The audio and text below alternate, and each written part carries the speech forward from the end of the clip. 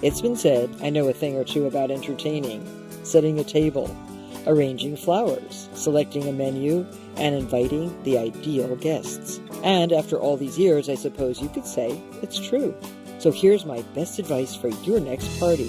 Serve the perfect roast.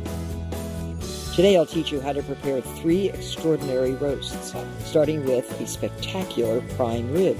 Then I'll share with you the easy-to-follow steps for creating a mouth-watering crown roast of pork, a stunning centerpiece for your next holiday meal. And finally, the answer to cooking turkey in half the time, an elegant turkey breast stuffed with a delectable, savory filling, perfect for any party.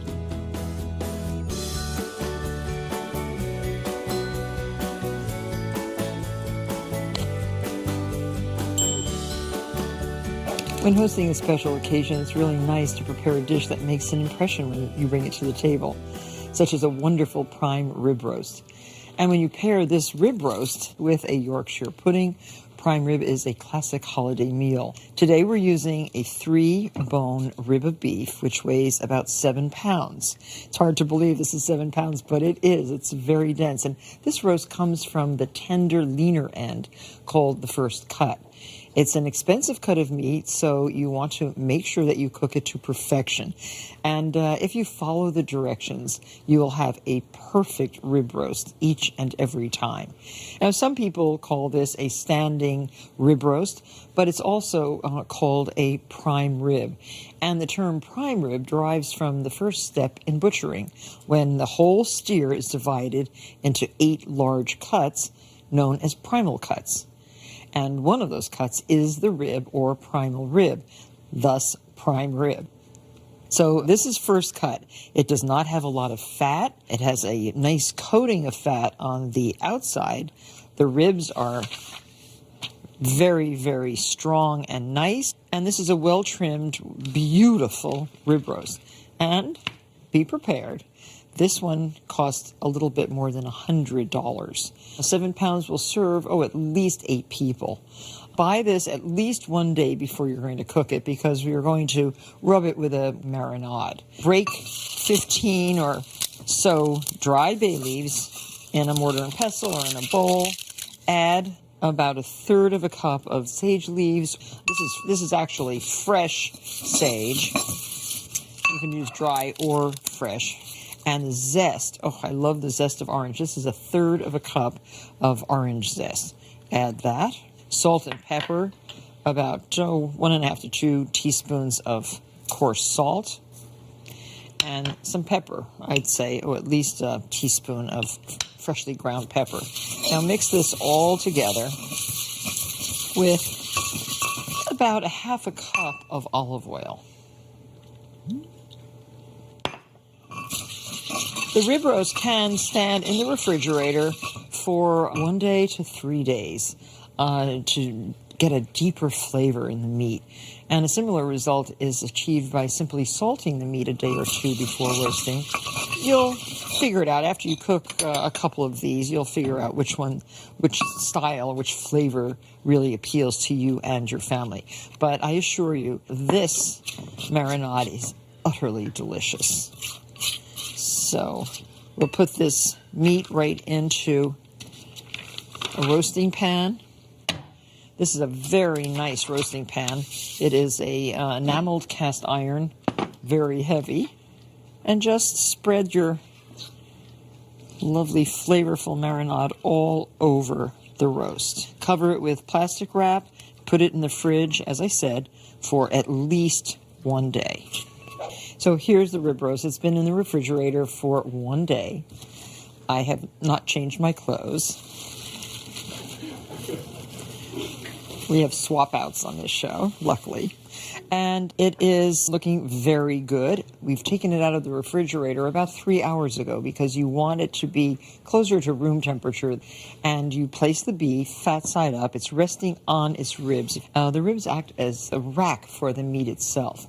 The oven is preheated to 450 degrees, and you put the roast in with the meaty side toward the back of the oven. And you're going to really use that high 450 degrees to sear the meat. And that will stay there for 30 minutes. It's hot.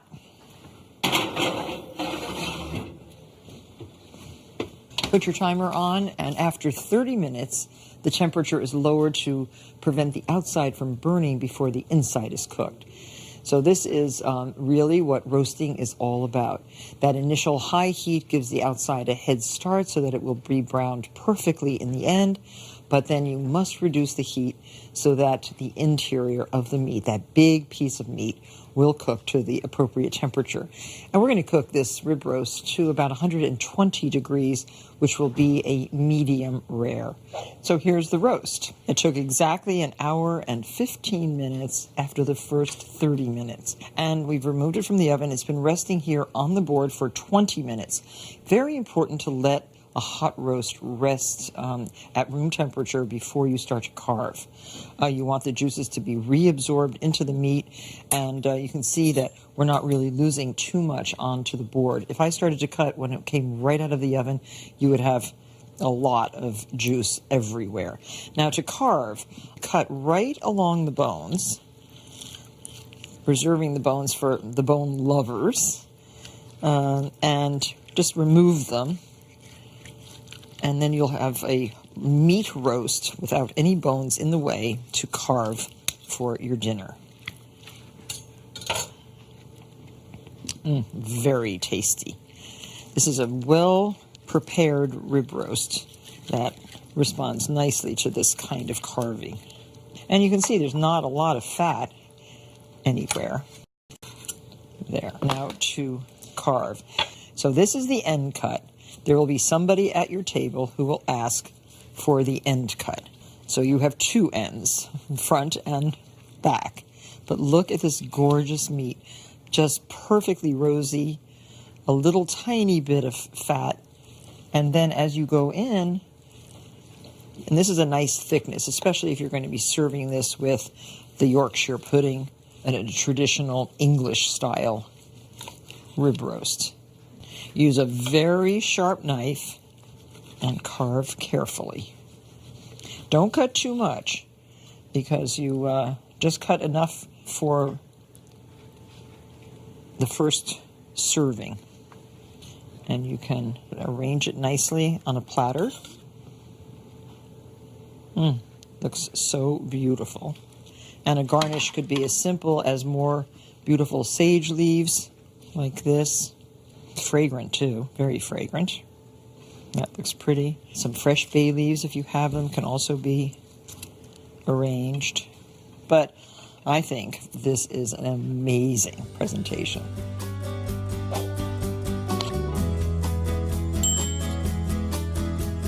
Now here is another spectacular dish to serve on a special occasion. It is a crown roast of pork, or it will be a crown roast of pork. The roast is formed from the rib sections from two and tied into a circle to form a crown.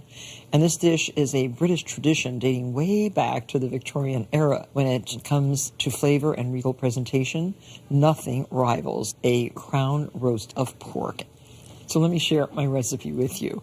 You'll need 2 racks of pork with 10 ribs. Ask your butcher to remove the shine bone, which is here. If left on, it would be absolutely impossible to carve the roast.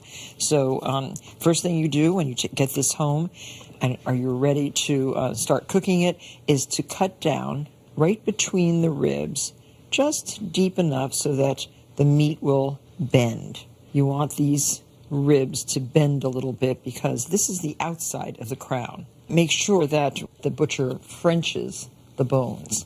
And this is 1 serving. 1 rib is 1 serving. So this could serve, I would say, anywhere from 14 to 20 people. And the same on this one.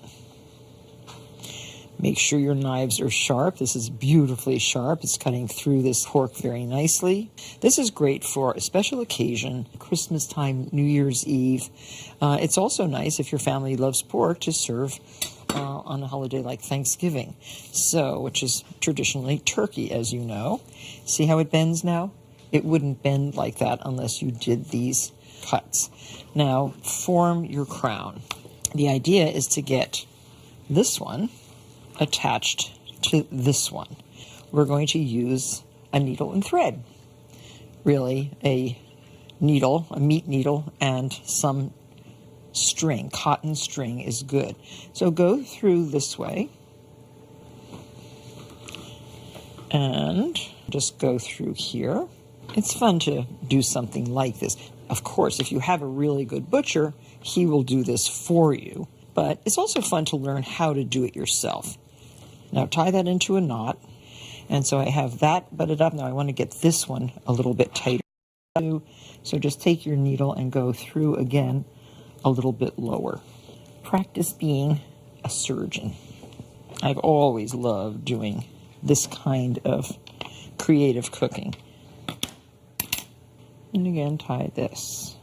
All these strings will be removed after the meat is roasted, and it will hold together very nicely by itself. So that's one side. Do the same to the other side. Now, to make sure that this roast stays in this beautiful crown shape, I suggest doing one more tie right below the ribs. And take your string and go right under the ribs and give it a nice little tight tie. This will ensure a crown when it comes out of the oven, which is, of course, the entire object of this lesson. You see, that holds it very nicely. So now rub all over with a generous amount of salt and pepper. Perfect. Now the meat should stand like this for 30 minutes. And while it's standing there, I'm going to make a marinade that's going to be put over the meat. In a small bowl, mix parsley. Oh, about 2 tablespoons is good. 2 cloves of garlic. A tablespoon of chopped sage. Sage goes very nicely with pork. And the zest of a lemon. On the standing rib roast, we used orange zest. On pork, I love the taste of lemon. And now add, a tablespoon or 2 of olive oil. And just rub this all over the meat. And I find that really the most effective way to get this everywhere is to put it on with your fingers. Make sure you also get a little bit on the bones. It is fragrant and utterly delicious. So now transfer this roast to a 425 degree oven and roast for 15 minutes. Then reduce the heat to 375 and roast, rotating halfway through until the meat is well browned and an instant read thermometer registers 140 degrees. That's going to take about 2 hours and 15 minutes. So here is the gorgeous crown roast of pork. When you test for a temperature in a roast like this, go straight down on this side of the rib bone down to the center of the crown. It should be 140 before you take it out of the oven. And let the roast sit on the rack just like this, 20 minutes or so before you move it to a platter. And look how nicely it lifts. It's very heavy and very regal. Center it on the platter and take the strings off. So use a little scissor like this and pull all the strings out. There. And now put your stuffing in the center. We've made a wonderful stuffing out of wild and white rice, celery, and dried apricots and prunes. A stuffing that really, really goes very well with the pork. Just mound it up in the center. Can you imagine this on your Christmas table? That is glorious. And you can garnish with pretty herbs around the base, some rosemary. It looks pretty just like that. You could even put some ripe plums. If this were for Christmas, it's starting to look not only like a crown, but also like a Christmas wreath. That looks very pretty. I think simple is better. And now, for the crowning glory, don't forget the pantalooni tunis. And here they are. I've always called it that. Who knows why? You can make these or buy them. I remember before I knew where to get them, I sat there with paper and little fringy scissors and made my own. Now, I think that's spectacular, don't you?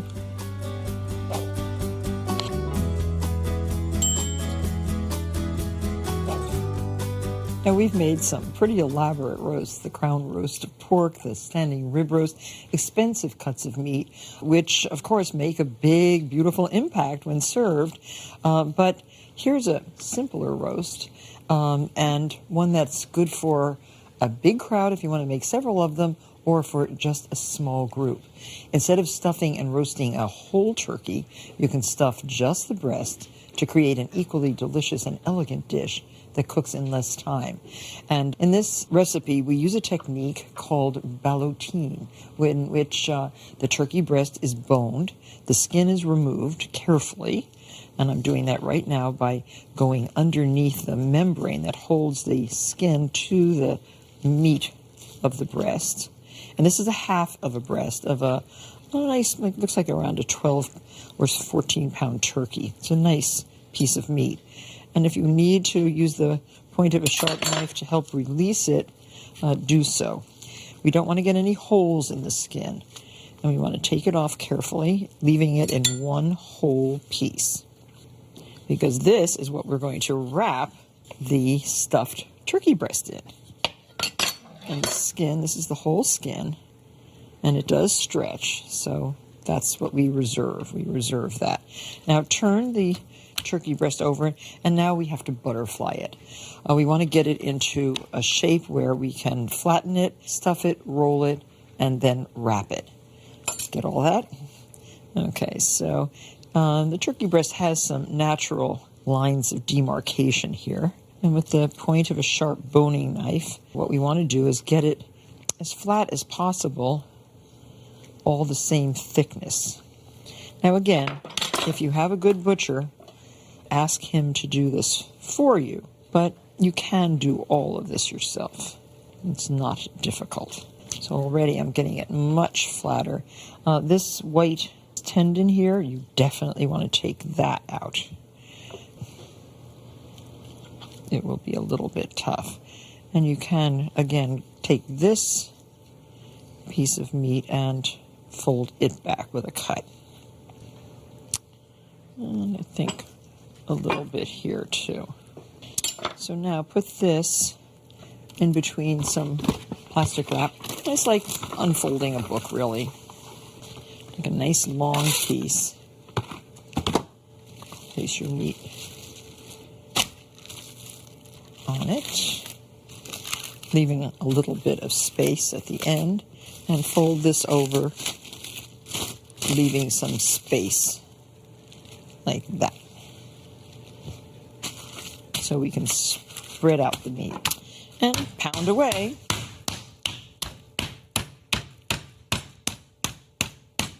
Now this pounding actually spreads the meat, breaks down the fibers, and gives you a uniform thickness, which will enable you to stuff and roll. Okay. So there, that looks pretty good, and I think I will be able to roll that sufficiently well. Try to make as much of a rectangle as you possibly can, because we're going to roll it this way. Okay, and here's our stuffing. This is 2 cups of sausage and sour cherry stuffing with some onions, some bread squares, parsley, just a savory, delicious stuffing. Spread that out on the meat, leaving a little bit of the meat clear at that end. Very nice. Sprinkle with a little bit of salt, especially on the meat itself, and some pepper. And then you are going to roll tightly, starting with the short end. Some of the stuffing might fall out. Just put it back in.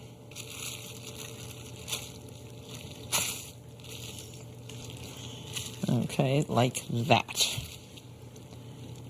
And now the turkey skin is going to go over the crease, the end, right here.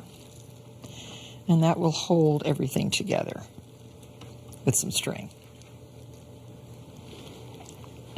So you want to cover the seam with the skin. Oh, that looks very good. So once you get the skin covering the seam, roll the turkey in a double piece of cotton cheesecloth. Make sure that it is cotton. The cheesecloth will help keep its shape. This looks really, really good.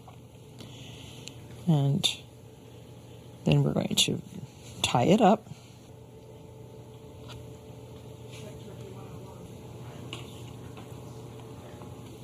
And now to make it very even like a fancy ballotine, you will tie along the plump little package. This is such a great way to eat turkey and not deal with the entire bird. Now, since the ballotine is quite dense, by covering it in the turkey skin and the buttered cheesecloth, you reduce the risk of drying out the outer layers before the roll is cooked inside. And so now, use 6 tablespoons of butter that's room temperature, nice and soft, and rub all over the cheesecloth. Nice thick layer. But with the butter, this is going to be delicious. Put this right on the baking sheet. Now put this right into a preheated 400-degree oven and roast until the internal temperature registers 155 degrees. And that takes about 70 to 80 minutes. So now the turkey breast has rested out of the oven for 10 minutes. I am removing the trussing strings, which are coming off very easily here. Now unroll the cheesecloth and look what's inside. A gorgeous golden brown turkey breast. And it's juicy. I can smell it. I can see it. Really, really beautifully juicy. And look how pretty. Very beautiful. Now, if you want to eat this warm, just slice it into, I would say, probably like 3/4 inch slices. If you want to serve it cold as part of a buffet, you could do so sliced, I think, a little bit thinner. Impressive, delicious, utterly gorgeous, healthy, and tasty. And out of 1/2 of a turkey breast, you get this very, very beautiful dinner. So now this can be served just like that, or with a very pretty garnish of fresh herbs, like this fresh oregano. It smells so good. You can just put a little bit down the plate, just the tips. This would be very nice on a buffet. Now there, and you've made it yourself. I do hope that you've enjoyed today's lesson. Now it's your turn to impress your family and your friends with one of these delicious roasts. Thank you very much for watching. I'll see you next time on Martha's Cooking School. For video clips, recipes, tips, and more, visit pbs.org/Martha's